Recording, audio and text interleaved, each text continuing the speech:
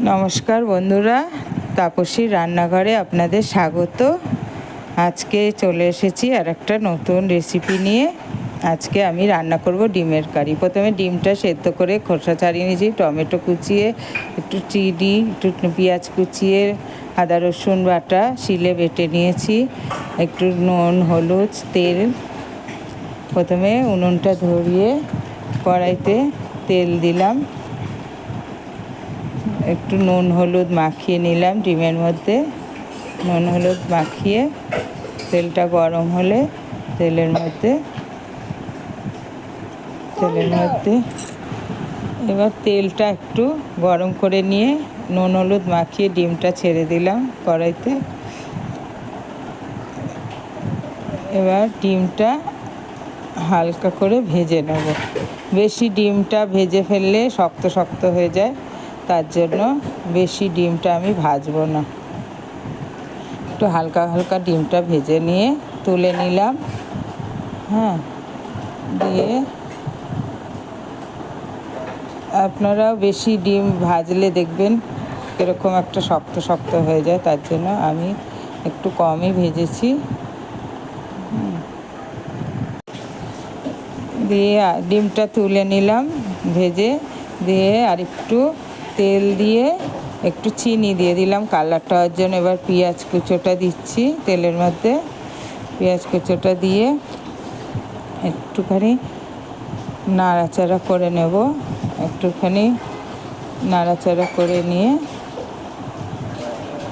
আমি শিলে বাটনাটা বাটি, কেন মিক্সিতে আমার ভালো লাগে না। তারপরে পেঁয়াজটা একটু লাল লাল হলো, তারপরে টমেটোটা দিলাম। টমেটো কুচোটা দিয়ে পেঁয়াজ টমেটোটা নাড়ছি কড়াইতে একটু ভালো করে। এবার আদা পেঁয়াজ রসুন শিলে বেটে নিয়েছি, সেইটা এবার পেঁয়াজ আর টমেটোর মধ্যে দিয়ে দিলাম।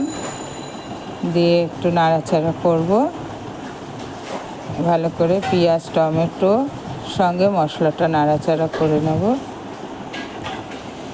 শিলে বাটলেই ভালো লাগে মিক্সিতে। তারপরে একটু পরিমাণ মতো হলুদ আর লবণ, যে যেরকম লবণ খান সেরকম দেবেন। দিয়ে নুন হলুদ দিয়ে ভালো করে মশলাটাকে কষিয়ে নিচ্ছি। ভালো করে কষিয়ে নিয়ে, ডিমের কারি তো মশলাটা একটু ভালো করে না কষলে আমার ভালো লাগবে না, তার জন্য একটু ভালো করে কষিয়ে নিতে হবে। এবার মশলাটা ভালো করে কষিয়ে নিচ্ছি। কালারটা ভালো এসছে। আমার ইউটিউব চ্যানেল তাপসী রান্নাঘর আপনারা সাবস্ক্রাইব করে দেবেন। এবার মশলায় জল দিচ্ছি, খানিকটা জল দিয়ে এবার ভালো করে কষিয়ে নিচ্ছি। আপনারা সাবস্ক্রাইব করে দেবেন যাতে আমি রান্না ছাড়লে আপনারা ভিডিওটা সবার আগে দেখতে পান। মশলাটা ভালো করে জলের সঙ্গে একটু জল দিয়ে কষিয়ে নিচ্ছি। আজকের ওয়েদারটা মেঘলা মেঘলা। পেছনে আমাদের ঘরের পেছনে একটা পুকুর আছে, সেখানে কচুর গাছ হয়েছে। একদিন আপনাদেরকে রেসিপি করে দেখাবো। এবার মশলাটা ভালো করে কষিয়ে নিচ্ছি। ডিমের কারি তো শুধু মশলাটাই কষানো কাজ। এবার একটুখানি শাহি গরম মশলা দিয়ে দিলাম। শাহি গরম মশলাটা আমার ভালো লাগে, আমি শাহি গরম মশলাটাই দিই।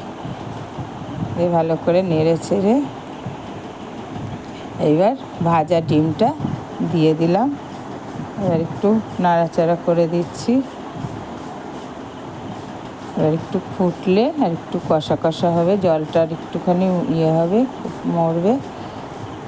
তারপরে ডিমের সঙ্গে ভালো করে মশলাটা বেশ কষা কষা হবে, মাখো মাখো হবে। তারপরে আমি নামিয়ে নেব। আপনারা এরকম করে দেখতে পারেন। আমি তো এইভাবেই রান্না করি, সবাই খেয়ে ভালোই বলে। খেতে ভালোই হয়। আমি বেশি ডিমটা ভাজি না, একটু হালকা ভাজি। হালকা ভেজে এবার মশলা দিয়ে ডিম দিয়ে ভালো করে কষা কষা হয়েছে। এবার আমি ডিমের কারিটা নামিয়ে নিলাম। আপনারা করে খেয়ে দেখবেন, ডিমের কারির কালারটা খুব ভালো হয়েছে। আমি এইভাবেই রান্না করি ডিমের কারি, আপনারা খেয়ে দেখবেন, খুব টেস্টি হয়। আমার রান্না এখানেই শেষ করলাম। নমস্কার।